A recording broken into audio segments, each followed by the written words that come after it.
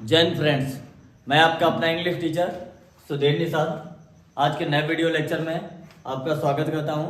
और आज की क्लास हमारी चलने वाली है जिसका नाम है इंटरचेंज ऑफ डिग्री। तो पिछले वीडियो लेक्चर में आपको बताया था कि डिग्री कैसे, कौन कौन सी डिग्री होती हैं, आपको ये बताया था।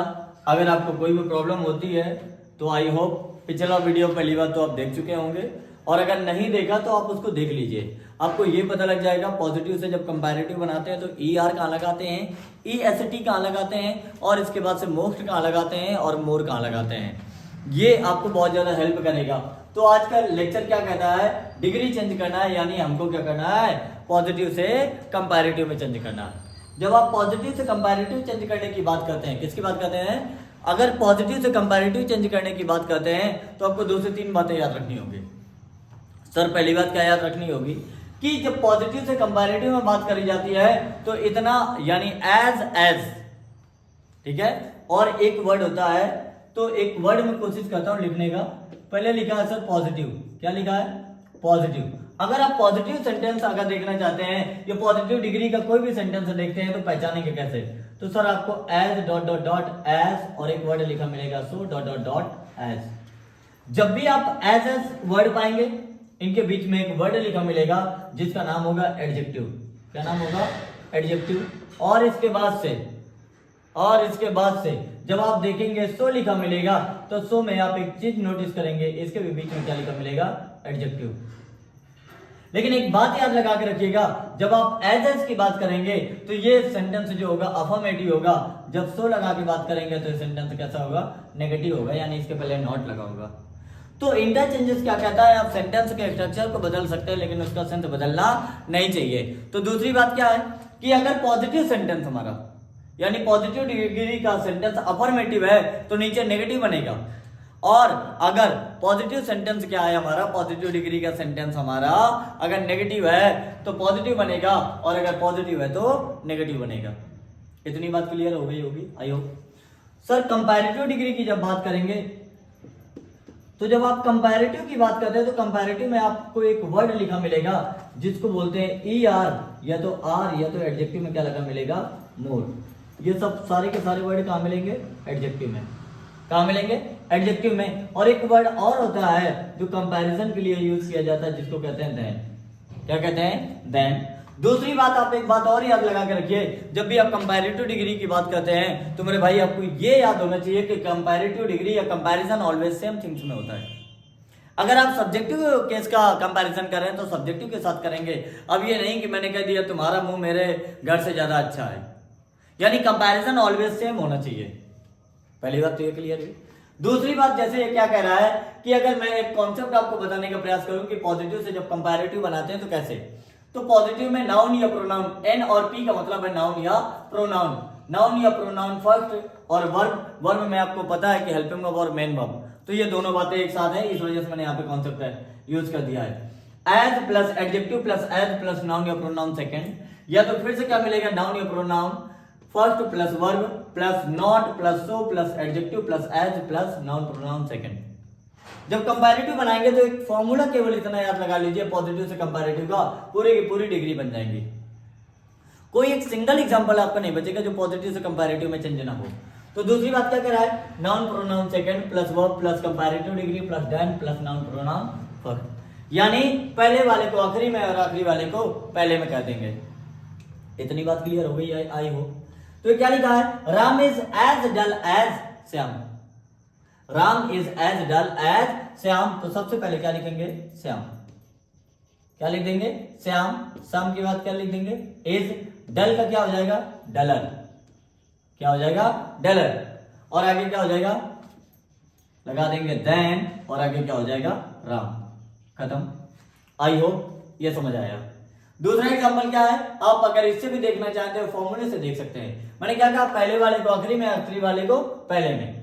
तो श्याम को आगे ले आए तो श्याम के तुरंत बाद आपको पता है सेंटेंस कंप्लीट करने के लिए आपको वर्ब लाना पड़ेगा, तो वर्ब क्या ले आए, इज। और कंपैरेटिव डिग्री का डल का क्या हो जाएगा, डलर। और एज हटा करके क्या लगा देंगे, देन, और आगे क्या लिख देंगे, नाउन या प्रोनाउन फर्स्ट। आगे लिखा है, you are not as good as I. अगर मैं कह दूं सर ये वाला सेंटेंस सही है तो क्या आप बता सकते हैं मुझे, तो आपको सर ये बात कही थी मैंने कि ये एग्जांपल बताने के पहले एक बात और आपको बता दूं कि मैंने कहा था सर अगर पॉजिटिव डिग्री का सेंटेंस हमारा, अगर पॉजिटिव डिग्री का सेंटेंस हमारा पॉजिटिव है तो नीचे नेगेटिव बनेगा। नीचे कैसा बनेगा? नेगेटिव बनेगा। तो नेगेटिव का मतलब है इसके तुरंत बाद क्या लगा देंगे? नॉट लगाएंगे। ये पॉइंट याद रखिएगा, यही हमसे गलती होती है। सबसे बड़ी हमारी गलती यही होती है कि हम सेंटेंस बना देते हैं लेकिन हम भूल जाते हैं। अगर ऊपर नॉट नहीं लगा तो कंपैरेटिव में नॉट लगेगा, और अगर पॉजिटिव में नॉट लगा है तो नीचे नॉट नहीं लगेगा। आई होप ये बात क्लियर हो गई होगी। तो क्या लिखा है? You are not as good as I. तो क्या लिखेंगे? आई के साथ क्या लगाते हैं? एम के बाद क्या लिखेंगे? गुड का क्या हो जाएगा? बेटर के बाद क्या लगा देंगे? देन, और आगे क्या लिख देंगे? यू। दूसरी बात फिर देखिए, ऊपर नॉट लगा है तो नीचे नॉट लगाने की जरूरत नहीं है, और यहाँ पर नॉट नहीं लगा था, ऊपर नॉट नहीं लगा था तो नीचे नॉट लगा है, यानी पॉजिटिव में नॉट नहीं है तो नॉट कंपैरेटिव में, अगर पॉजिटिव में नहीं है तो नीचे नॉट लगेगा, और अगर है तो नहीं लगेगा। आगे क्या लिखा है? The car does not run so fast as the train. तो आप देखेंगे तो यहाँ पे कार की तुलना ट्रेन से करी जा रही है, तो हम क्या लिख देंगे? The train. आगे अगर निगेटिव लिखा है तो इसका मतलब है पॉजिटिव बनेगा, तो रन लिखा है, और जब पॉजिटिव बनेगा तो वो अपने SEIA से लगाते हैं, तो क्या लिख देंगे? रन्स। फास्ट का क्या हो जाएगा भैया? फास्टर। आगे क्या लिख देंगे? देन द ट्रेन लिख दिया है, कार लिखा है, तो क्या लिख देंगे? कार। अगला एग्जांपल क्या लिखा है? The mobile was not so expensive as gold. तो सबसे पहले क्या लिखेंगे? कंपैरेटिव में लिखेंगे गोल्ड वॉज, फिर क्या लिखेंगे? अब अगर कंपैरेटिव बनाएंगे तो एक्सपेंसिव है, तो मैंने कहा था सिलेबल होता है, सिलेबल में मोर लगाएंगे, तो सिलेबल है तो 2 सिलेबल है, एक्सपेंसिव, तो क्या लिख देंगे? More expensive than the mobile. I hope ये आपको पॉजिटिव से कंपैरेटिव का लेक्चर समझ आया होगा। पॉजिटिव से कंपैरेटिव के एग्जांपल इतने देख लीजिए, और यही पॉजिटिव से कंपैरेटिव के क्वेश्चन है, और इसके बाद से कुछ क्वेश्चन मैं और कराता हूं। कुछ क्वेश्चन अगर और कराए जाए तो एक काम करते हैं, पहले वाला एग्जांपल रफ करते हैं।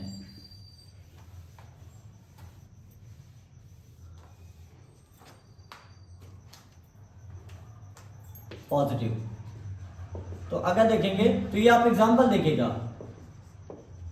Agra is not so hot as Nainital.